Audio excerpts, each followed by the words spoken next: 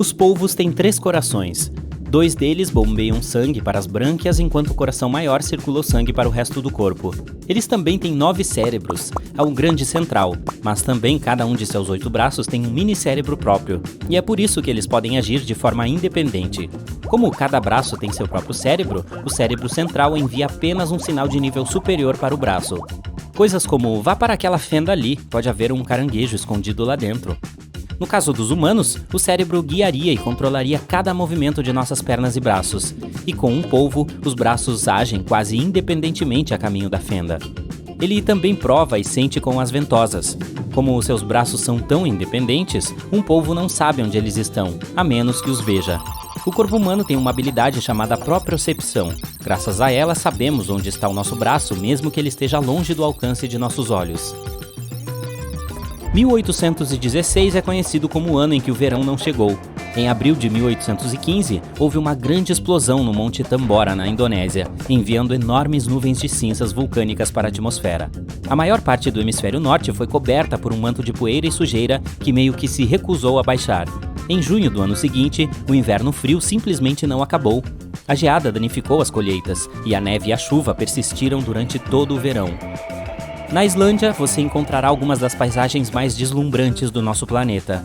Montanhas irregulares, fiordes, geysers quentes, campos de gelo esculpidos na paisagem, deslumbrantes e intrigantes praias de areia preta, como a areia de Reynisfjara.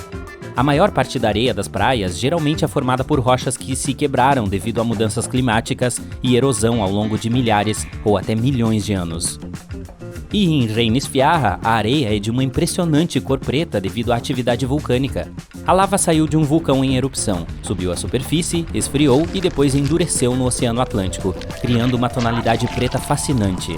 Esta praia é tão magicamente deslumbrante, mas também muito perigosa por causa de suas ondas rasteiras. É quando algumas ondas menores se juntam, formando uma única realmente grande. Esse fenômeno pode acontecer quando as correntes oceânicas forçam as ondas a se juntarem, ou, no caso de Reynisfjara, quando essas ondas vêm de um penhasco subterrâneo no mar e obtêm um efeito de atração ainda mais forte.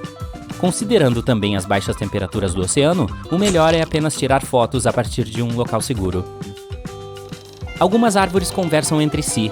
Não como nós, claro, mas, por exemplo, as acácias, que crescem na savana africana, podem avisar umas às outras se algo perigoso está por vir. Quando alguns animais, como antílopes, devoram suas folhas, a árvore imediatamente começa a produzir mais tanino, que é tóxico para os animais. Elas também emitem um tipo especial de gás que viaja pelo ar e avisa outras árvores que também devem se proteger. Você está olhando as estrelas em uma noite fria, e então um flash de luz brilhante atravessa o céu noturno. Uma estrela cadente. Legal, não? Mas o que vemos não é realmente uma estrela, embora a chamemos assim. São meteoros, que são basicamente pequenos pedaços de poeira e rocha se movendo pelo espaço.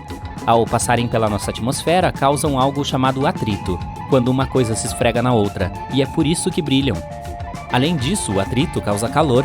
Poeira e rochas ficam extremamente quentes enquanto voam pela atmosfera, e o calor as faz brilhar até o momento em que queimam e se transformam no que chamamos de estrela cadente.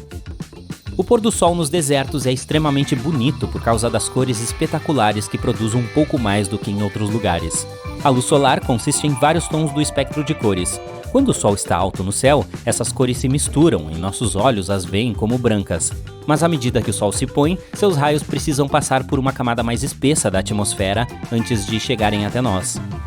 A atmosfera então espalha a luz com comprimentos de onda mais curtos, como azul e roxo, antes mesmo que possamos vê-los. É por isso que as luzes laranja e vermelha, de comprimento de ondas mais longos, se destacam. Em ambientes urbanos, a poluição do ar pode tornar as cores do pôr do sol mais opacas do que em lugares mais abertos. O ar puro dos desertos permite que as cores vivas vindas do sol brilhem no crepúsculo. Além disso, a umidade, vapor d'água e nuvens cheias de chuva pode diminuir a intensidade dos tons do crepúsculo. Como não há chuva, as nuvens são finas e permeáveis, então elas filtram e refletem a luz do sol em vez de bloqueá-la. O bambu cresce muito rápido. Na verdade, é a planta de crescimento mais rápido na Terra, às vezes crescendo cerca de 1 metro em apenas um dia. Pode ser encontrado em florestas densas, onde pouca luz chega ao solo, o que significa que o bambu está sob forte pressão para alcançar a luz do sol o mais rápido possível. Há um caule subterrâneo que conecta os brotos de bambu à planta-mãe, de modo que o broto realmente não precisa de folhas próprias até atingir sua altura total. Além disso, o bambu cresce mais rápido do que outras plantas porque não perde tempo e energia em anéis crescentes que engrossam o caule. É apenas uma vara fina e oca que cresce para cima. Você notará que algumas das grandes árvores têm sistemas de raízes rasas, às vezes até 25 centímetros de profundidade no solo. As raízes geralmente precisam de acesso a oxigênio e água, e podem encontrar tudo o que precisam em bolsões subterrâneos especiais chamados poros do solo. Quando uma árvore tem condições ideais de umidade e solo, pode enviar raízes mais profundas e obter o que precisa. Mas na maioria das vezes as condições não são perfeitas, devido a uma base rochosa, a pedras e o solo compacto que impedem fisicamente que as raízes cheguem a uma maior profundidade. Esses obstáculos também impedem que as raízes obtenham o oxigênio necessário. Então, quando a vida ficar difícil, a árvore escolherá uma opção mais fácil. Suas raízes ficarão próximas à superfície e se espalharão em diferentes direções. As condições de seca são outra razão pela qual as árvores podem ter sistemas de raízes rasas. Ao ficar mais perto da superfície, elas podem aproveitar ao máximo a coleta de chuva.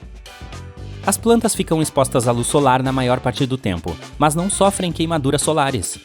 Elas apareceram na Terra há cerca de 700 milhões de anos, e uma das principais coisas de que precisavam para sobreviver era algo que as protegesse contra os raios ultravioleta vindos do Sol. As que estavam no mar tinham a água do mar como proteção. A radiação UV é a principal responsável pelas queimaduras solares, então as plantas terrestres desenvolveram uma proteína especial, UVR8. Esta proteína detecta os raios ultravioleta e envia sinais às células para proteger a planta dos danos e efeitos da radiação UV. Basicamente é como se elas produzissem seu próprio protetor solar, mas isso não significa que estejam 100% protegidas. Você já ouviu falar que regar as plantas sob o sol do meio-dia pode causar queimaduras solares? Alguns acham que gotículas de água podem agir como lentes minúsculas focando a luz do sol na superfície da folha. Mas os raios difusos do sol não são fortes o suficiente para causar uma queimadura na superfície de uma folha. Só que seu protetor solar natural não significa proteção total. Muita exposição à radiação ultravioleta danifica as células das folhas e da casca da maioria das plantas. O núcleo da Terra é tão quente quanto a superfície solar. Você pode achar que seria fácil derreter todo o nosso planeta, especialmente porque o núcleo está a apenas 2.900 km de distância da superfície.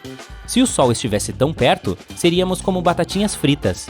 Mas estamos vivos porque o centro da Terra é cercado por um manto de rocha, que é principalmente sólido.